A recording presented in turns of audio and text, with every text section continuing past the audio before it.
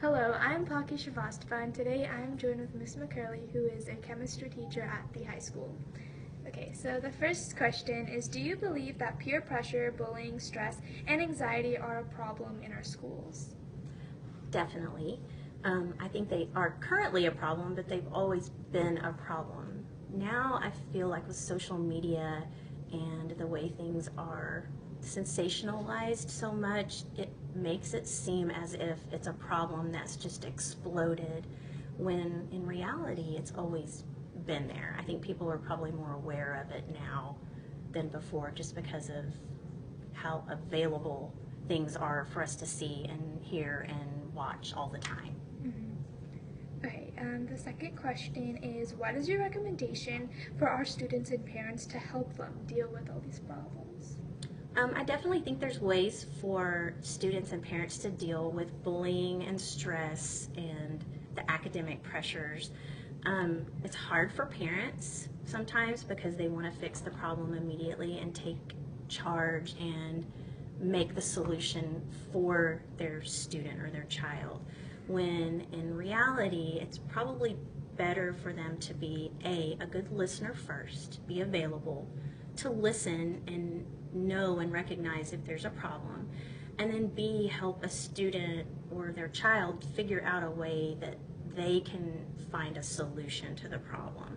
Because not only is that going to make that student or child feel more confident and better able to handle issues that come up and problems that come up now, but also as they grow and mature and move on and move out of the house and go to college or move on to bigger things in life, they're still going to run into problems and issues and bullying and stresses. And if they have the tools to handle those and come up with strategies to solve those problems themselves, so much better for them than to have a parent who constantly solves those problems for them. It's not setting those kids up for success.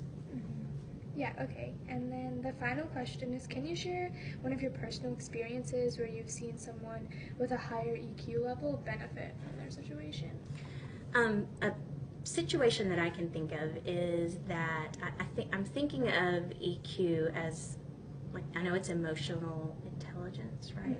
And I kind of equate that a little bit with maturity, just having a sense of not just their feelings, but the feelings of others around them, and being part of the community and helping it be a successful, peaceful community, growing community.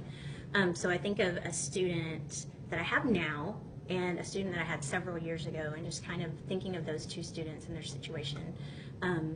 My student now that I have is very interested in going and pursuing education at a certain school, only that school. She wants to go to that college and be at that school, and is looking for ways to get there, because academically, being in such a competitive school as Carroll, it's hard. It's hard with grades to have the highest grades, because there's so many of the highest grades.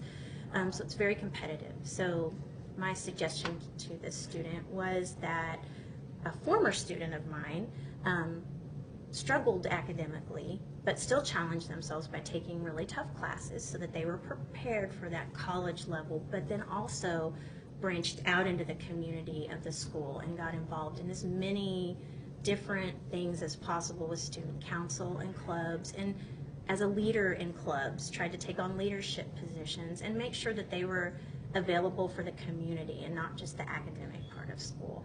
And that student, although their grades were not in the top 10, still got into an Ivy League school of their choice that they wanted to go to. So I thought that my former student had a really high EQ level, and that benefited that student in becoming successful, even though academics may not have been their strongest point.